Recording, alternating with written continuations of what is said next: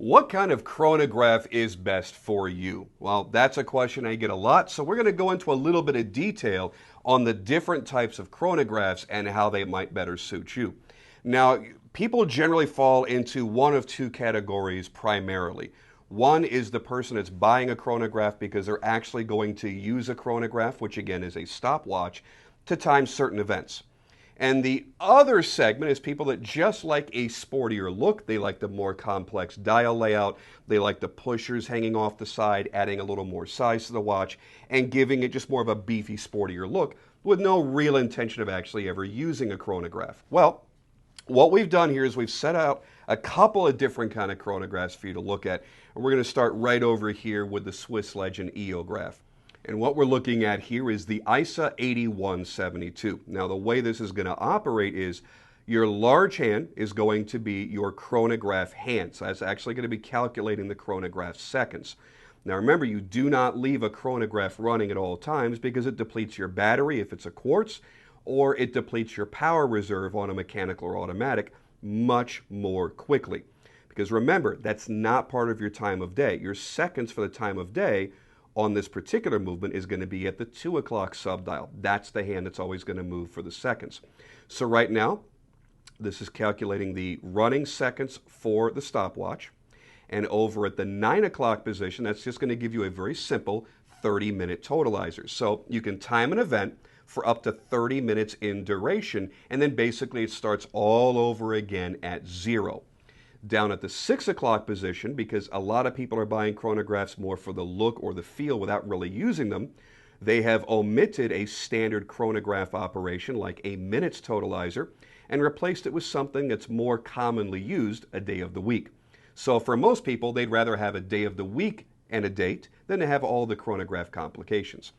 This is a movement that we rely on as a brand very, very often because we found that people really do appreciate having that more commonly used complication built in.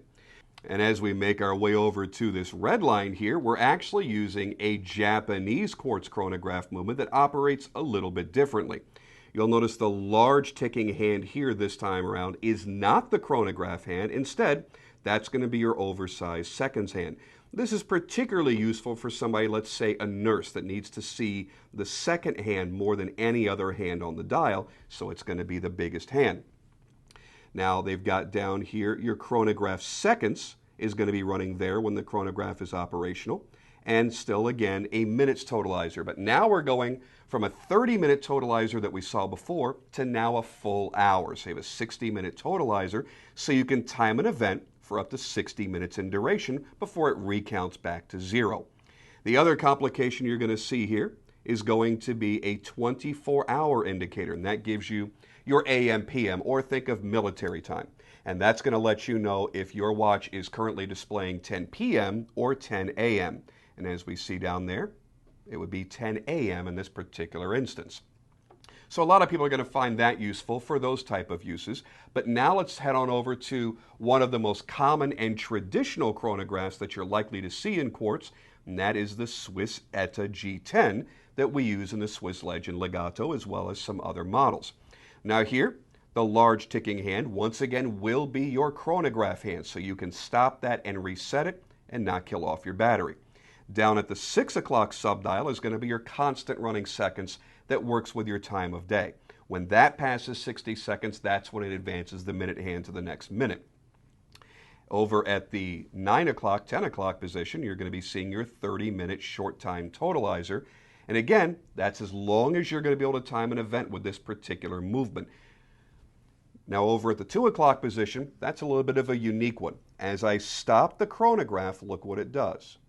It's going to then stop at the tenths of a second. So if you need to time an event and get down as precise as a tenth of a second, it will give you that registration, but only once you've stopped the chronograph. And then last but not least for our examples here today will be an automatic chronograph. Now I'd love to show you a mechanical as well, but mechanicals are much more difficult to find and much more expensive. With this, you're going to be getting a full mechanical automatic movement. In this case, it's the Valjoux 7754. And that particular movement gives you a 25 joule automatic that controls the entire functions, and also it's going to give you an additional complication of a GMT. And that's what this hand here is. But we're not going to deviate off of our chronograph plot here. We're going to stay right there. So what we're looking at for the layout here is the longest hand, once again, is your chronograph hand, simply for your stopwatch. Up at the 12 o'clock position, that is a 30-minute totalizer. As you've seen, we've been running this chronograph now for 15 minutes. Down at the 6 o'clock subdial, you're going to be getting a 12-hour totalizer.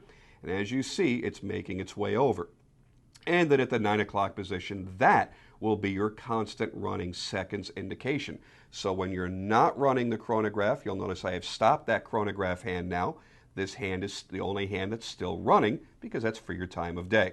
So you just have to determine what your particular needs are. If you need a longer running chronograph than what I've shown here, another one that we like to use is the Ronda 5030D, which gives you a full 12 hours to use your stopwatch. So now, hopefully you have a better understanding and you can pick out your favorite watch accordingly.